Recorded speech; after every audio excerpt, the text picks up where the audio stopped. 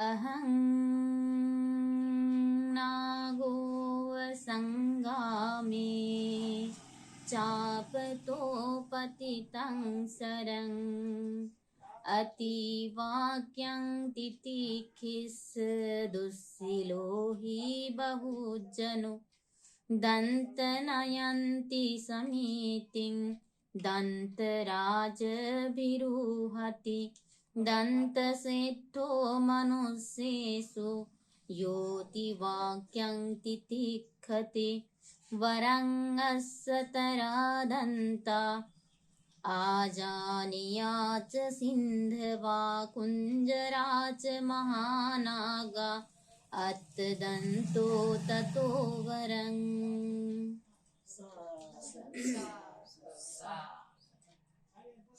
महाकारुणिक तथागत भगवान बुद्ध भगवंताचा सद्धम्म आणि त्या सद्धम्माचा प्रचार आणि प्रसार करणारा वंदनीय पूजनीय भिक्खू संघ भिक्खुणी संघ या महान तीन रत्नास त्रिवार वंदन. परमपूज्य बोधिसत्व डॉक्टर बाबासाहेब आंबेडकर यांच्या विचारांना धम्मक्रांतीला वंदन. गुरुवर्यांना वंदन. उपस्थित श्रद्धावान पुण्यवान उपासक उपासिका बालक बालिका आपल्या सर्वांच्या प्रती खूप खूप मंगल कामना. आज या ठिकाणी आपल्या सर्वांच्या उपस्थितीमध्ये ही एक छोटीशी धम्मसाकरच्या सर्वांची इच्छा होती की आपण धम्मचर्चा करावी. धम्मचर्चा करण्यासाठी या ठिकाणी आपण वेगवेगळ्या विषयावर चर्चा करत आहोत, वेगवेगळे विषय बोलत आहोत. आजचा दिवस आपल्याकडे कोणी कशा प्रकारे साजरा करतो. उद्या 14 जानेवारी याला मकर संक्रांती.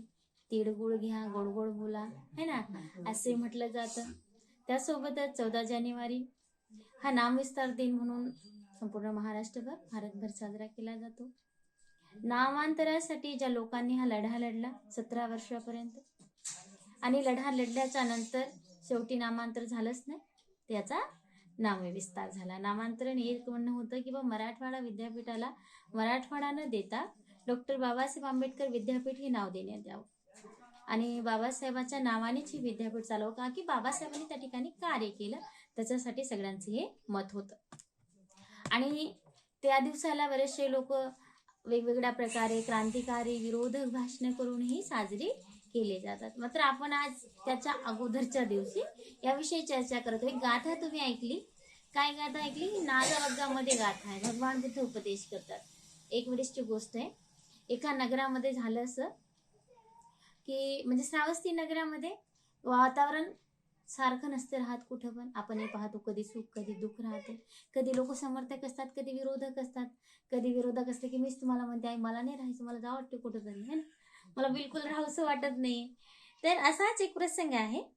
तथागत भगवान बुद्ध कौसंबीच्या विहारामध्ये विहार करत होते, म्हणजे राहत होते. त्यावेळेस जो राजा आहे, तिथला जो काही राजा आहे, तो राजा त्यावेळेस जी राणी आहे तिची राणी मागिंदी आहे.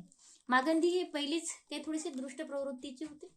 त्यांनी छल कपट रचला आणि भिक्खू संघासोबत चुकीचा व्यवहार, राज्यामध्ये दहशत निर्माण झाली, लोक चुकीचं बोलू लागली, एकमेकांवर प्रहार करू लागली, खूप गाली गलोच करू लागली. त्यामुळे सगळ्या लोकांना नको वाटते ना, आपल्याला कधी कोणी शिव्या दिला तर तिथं उभं राहावं वाटत नाही. जर सत्पुरुष असेल तर त्याला वाटते नको बाबा या ठिकाणी उभं राहिलेलं नको, अशा ठिकाणी नाही उभं राहिलं तरी बरं. आणि हेच उचित आहे की ज्या ठिकाणी चुकीची वर्तणूक आहे, ज्या ठिकाणी चुकीचं बोलणं आहे, तिथून माघार घेतलेली बरी, असे शब्द न ऐकलेले बरे. कारण की ऐकल्यामुळे कळत न कळत तुम्ही त्या पापाचे भागीदार बनता. तर भगवान बुद्धाला भंते आनंद होणू लागले की संघालाही बरेचसे संघाच्या खिला म्हणजे संघाच्या विरुद्ध बरेचसे लोक गेले. संघालाही चुकीच्या बोलण्या आणि ज्या ज्या ठिकाणी संघ जाऊ लागला भोजनासाठी म्हणा चारिकेसाठी, तर त्यांनाही पण त्रास होऊ लागला, काही पण बोलू लागले. त्यामुळे म्हणते सारीपुत्र काय म्हणाले भगवंताला की भगवंता इथं जे काही लोक आहेत ना हे भयानक आहेत, म्हणजे त्यांना काही म्हणूच शकत नाही. जसे की गाय घोडे म्हैस जे काही जनावर आहेत, जनावरांपेक्षा पण बेकार मनुष्यामध्ये वर्तणूक झाली. त्यापेक्षा आपण काय करू, हे नगर सोडून देऊन दुसरीकडे कुठेही राहू, इथं राहायलाच नको. आपल्यालाही वाटते नको बाबा या लोकांत राहायलाच नको. तेव्हा भगवान बुद्ध ही गाथा म्हणतात. काय म्हणतात की ज्या प्रकारे युद्ध असते, पूर्वीच्या काळी युद्ध व्हायचे, लढाया होते, आता लढाया बंदुकीच्या आहेत, तलवारीचे आहेत. आता तलवारही नाही राहिले, डायरेक्ट बॉम्ब टाकला गावच खतम, काही प्रश्नच नाही, हे ना. तर त्या लढाईमध्ये, पूर्वीच्या काळी लढायामध्ये व्हायचे घोडे, हत्ती जे आहे त्याच्यावर लढाया व्हायच्या. हत्तीवर जी अंबारी राहायची त्याच्यामध्ये राजा बसायचा आणि त्या आपली ढाल आणि ढालीला, तलवारीला त्या ढालीच्या आधारे ते लढाई लढायचे. आता या लढाईमध्ये राजा तर अंबारीमध्ये सुरक्षित राहायचा, मात्र जो हत्ती आहे त्या हत्तीवर काय व्हायचे, वार यायचे चौकून. भगवान बुद्ध उदाहरण सांगत आहेत आनंदाला, की ज्याप्रमाणे लढाईमध्ये जो काही एखादा हत्ती आहे, घोड्याला जर तलवार लागली तर घोडा थोड्या वेळासाठी घाव सहन करतो आणि लगेच पडतो, मात्र हत्तीला चारही दिशेचे येणारे जे काही बाण आहेत, काय करतो, हत्ती चारही दिशेकडून येणाऱ्या बाणांना सामोरे जातो.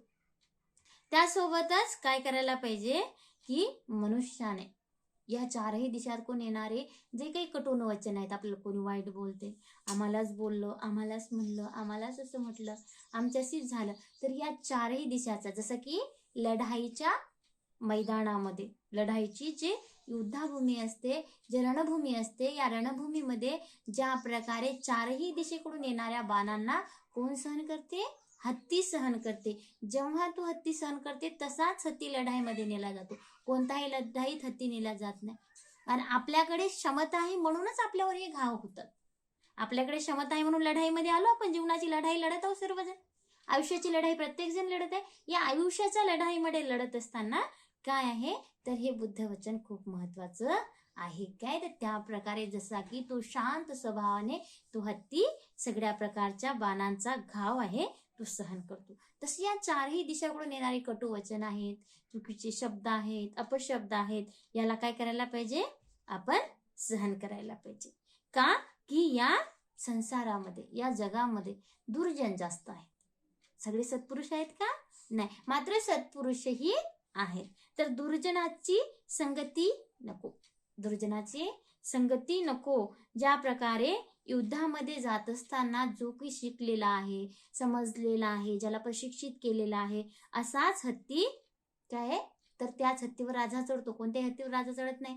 जंगलातला हत्ती आणला चढवला राजा असं होते का, नाही. तर जे हत्ती काय आहे, शांत आहे, दांत आहे, त्याला शिक्षित केलेला आहे, अशाच हत्तीवर चढले जाते आणि लढाई लढली जाते. त्याच प्रकारे जो व्यक्ती शिक्षित आहे, चांगल्या प्रकारे समजदार आहे, अशा व्यक्तीने काय करायला पाहिजे, जो व्यक्ती स्वतःला समजतो मी सुशिक्षित आहे, बरेचसे लोक आम्ही शिकलेलो, आम्हाला काय गरज आहे, आम्हाला कशाचीच गरज नाही, है ना.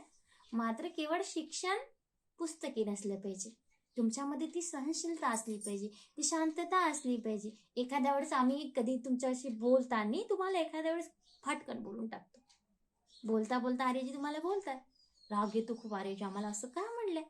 काय असते की कधी कधी आपली ही क्षमता जाणण्याची परीक्षा असते, की काय ह्या उपासकांमध्ये काय क्षमता आहे, यांना कशा प्रकारे. भगवान बुद्ध म्हणतात की ज्या प्रकारे एक घोडेस्वार येतो, हे उदाहरण मी बरेचदा सांगते, की घोडेस्वार येतो आणि म्हणतो की भगवंता तुमची शिक्षा कशा प्रकारची, तुम्ही कशा प्रकारे शिक्षित करता, कशा प्रकारे तुम्ही शिक्षा देता. तेव्हा भगवान बुद्ध म्हणतात मी पहिले काय करतो, त्याला शिकवतो, त्याच्यानंतर त्याला मारतो आणि त्याच्यानंतर मी त्याला ठार मारतो. आता भगवंत ठार मारत नाही, बुद्ध तर कोणाची हिंसा करत नाही, मग असं कसं झालं. त्यावेळेस हे म्हणायला समजलं नाही मला. ते मला तुझ्याकडे घोडे आहेत, तू घोड्याला कसं करतो, मला घोड्याला पहिले लगाम लावतो, त्याच्यानंतर त्याला पहिले चाबकाने म्हणजे चाबक न मारता त्याला लगामीने कंट्रोल करण्याचा प्रयत्न करतो. जर तो लगामीने कंट्रोल नाही झाला तर मग त्याला चाबकाचा मार देतो आणि त्याला मी मारतो. तशाच प्रकारे भगवान बुद्ध म्हणतात की हा धम्म आहे. धम्म कधी त्याला प्रतिप्रश्न करून, कधी त्याला चांगलं समजून सांगितलं जातो, नाही तर मग काय केलं जातं की त्याला एखादा कठोर शब्द, कठोर मध्ये याच्यामध्ये मनामध्ये कुठल्याच प्रकारचा क्रोध नाही, मनामध्ये भाव एकच आहे की या व्यक्तीचं भलं झालं पाहिजे, चुकीच्या मार्गापासून हा सद्मार्गावर आला पाहिजे, बाकी दुसरं काही नाही. तर यासाठी काय आहे, तर हा धम्म तसाच आहे, जसा की घोड्याचा घोडेस्वार त्याला काय करतो, तो आपल्या काबूमध्ये करतो. त्या प्रकारे बुद्धाचा धम्म मनाला काबूमध्ये करायला शिकवतो.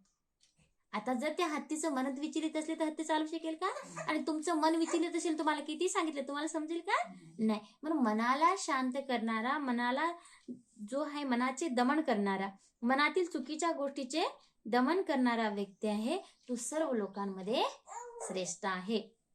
तो काय आहे तर सगळ्या लोकांमध्ये म्हणजे हातीमध्ये संपूर्ण हत्तींमध्ये महाहत्ती महानाग आहे. नाग ही हत्तीचंच एक नाव आहे. हत्तीला सुद्धा नाग म्हटलं जातं पाली भाषेमध्ये. त्याच प्रकारे काय आहे जो मनाला आणि स्वतःला दमन करतो, स्वतःच्या चित्तावर संयमित राहतो, कितीही प्रकारचे घाव झाले तरी तो सहन करतो समोरच्या व्यक्तीच्या कुठल्याही बोलण्यास. कारण की पहिले आपण समजून घेतलं की आपण काय, कोणी काही म्हणते म्हणून आपण तसं नाही. आपल्यामध्ये ते गुण आहेत का, ते सद्गुण आहेत का, ते चांगले गुण. आपण दुसऱ्याच्या वाईट शब्दाचा कधी कधी खूप वेगळा विचार करतो आणि आपलं नुकसान करून टाकतो. मग हे लोक आपल्याला वाईट जरी म्हणत असतील, भगवान बुद्ध म्हणतात आनंदा, जरी हे लोक आपल्याला वाईट म्हणत असतील, जरी अपशब्द बोलत असतील, तर कोणाच्या निंदेने किंवा कोणाच्या स्तुतीने आपण मनाला विचलित करू नये. कोणी आपली प्रशंसा जरी केली तरी आपण शांत राहावं आणि कोणी आपली निंदाही केली की हे खूप वाईट आहे तरी आपण शांत राहावं. त्यालाच मनुष्यात श्रेष्ठ समजलं जातं. म्हणून श्रेष्ठ जीवन जगत असताना तुम्हाला हे बुद्धवचन लाभदायी ठरो, कल्याणकारी ठरो. अशा प्रकारे आपल्या चित्ताला दमन करण्यासाठी तुम्हा सर्वांना धम्मलाभ हो अशी मंगल कामना करते. सर्वांचं मंगल हो, सर्वांचं कल्याण हो.